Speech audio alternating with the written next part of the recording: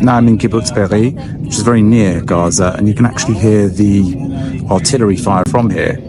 That's Israeli fire going into Gaza. This is the kibbutz where a lot of that GoPro footage that we've become familiar with was filmed, of them going house to house and attacking the residents here with the slaughter, the murder, and everything that we know that went with it.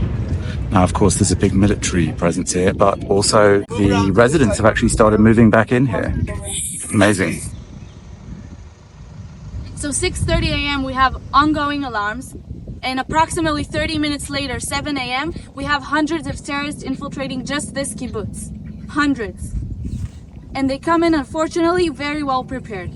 Guns, RPGs, grenades, bombs, and they just start shooting, screaming and yelling in Arabic, rampaging. If that wasn't enough, they then set a lot of the houses on fire. They brought with them from Gaza gasoline tanks and tires. They throw it inside and they set it on fire. People were either shot to death and then burnt, or burnt alive, or would inhale the smoke from the fire, step outside, usually through the window of the mamad, where they'll be met with a terrorist who either murders them or kidnaps them into Gaza. 74-year-old Vivian Silva was a lifelong peace activist who lived in the kibbutz. In retirement, she volunteered to drive Palestinians from Gaza to Israeli hospitals for treatment. Palestinian terrorists attacked her house with military-grade weapons designed to explode and burn at incredibly high temperatures. The whole house was destroyed. Actually inside Vivian's house now, and you can see the enormous destruction that was caused by the thermobaric grenade that was thrown into this building. Just around me, you can see the remnants of her kitchen.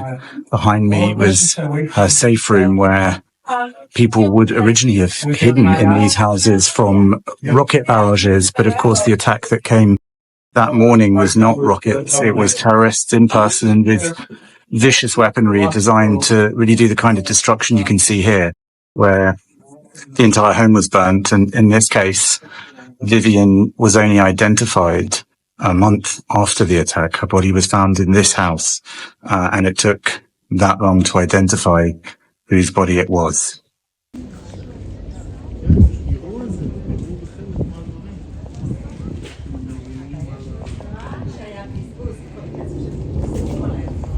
After those first terrorists actually infiltrated, there was a second wave of people who came, civilians, let's say, from Gaza, men, even women, looting the homes, taking what they wanted. And remember that all of this was while there were still dead bodies, burned bodies, destroyed homes, all of this around them, blood everywhere. And their instinct was to come over and steal things, some of them even to take hostages themselves.